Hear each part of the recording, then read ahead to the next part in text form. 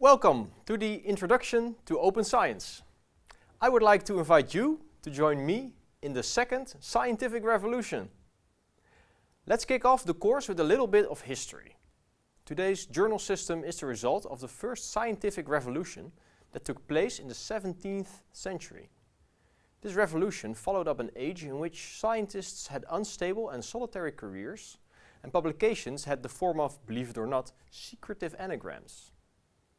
Scientists joined forces in academies, and thanks to the development of the printing press, these academies started to publish the first scientific journals. The revolutionary aspect of it is that instead of publishing secretive anagrams, scientists started to publish their actual results. And since the second half of the 17th century, publishing journal articles has remained a crucial part of science.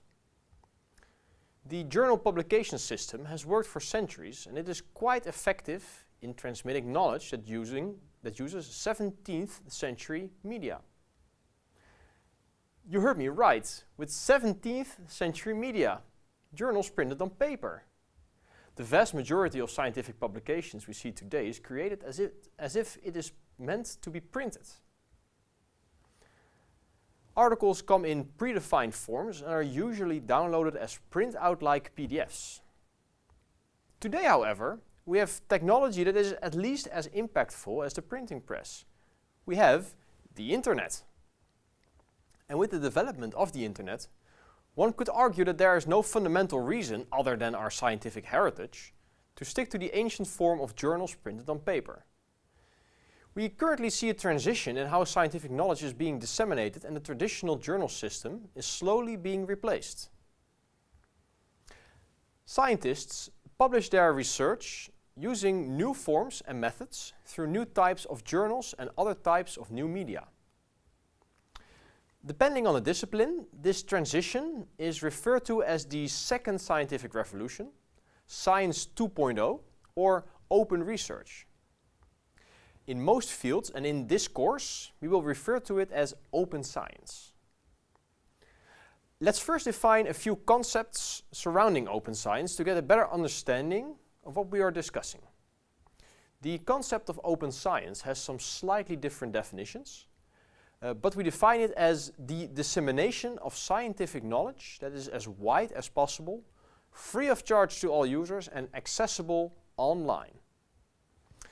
Open science is a collective name for a number of aspects of science, such as open education, open software, open courseware, and open research. Here we will be focusing on the aspects we consider to be the most relevant to you as a researcher. This is open research and its two components, open data and open access. So how do we define these two concepts then? Open data is defined as data that is freely available for everyone to use and republish as they wish, without restrictions from copyright, patents, or other mechanisms of control. Offering data openly is highly relevant for academic research data, as it is commonly produced using government funding. When using these public funds, researchers should also strive to produce transparent results. When talking about open data, you often come across the FAIR data principles. FAIR is an acronym for the characteristics of open data. FAIR means that data should be findable and accessible for others who might be interested in using it. It is formatted in a way that is broadly applicable, making it interoperable. It is properly described, it is clear how it can be used, and it meets standards that are common in its domain, making it reusable. It might sound like open data and FAIR data are the actual same thing. However, even though open data should always be fair, it takes a bit of effort to make a dataset follow these principles before it is published. Sharing datasets is good as long as it is done responsibly and fair. Open access, the other concept worth defining, refers to free and open online access to academic publications. Ideally, an open access publication is for anyone to read, download, copy, distribute, print, search for, search within, and use in research or another way within a limited number of legal agreements. So it means that people can access it for free and use it how they want. There are different ways in which you can publish open access. For now, you should know that there are two roads you can take as a researcher to publish your work open access. The first is called the Golden Road. This road implies that you publish your work in an open access journal that has a standard policy that readers do not pay for access to that journal. The second road is the Green Road and refers to depositing the full text of your publication in a repository that is publicly available.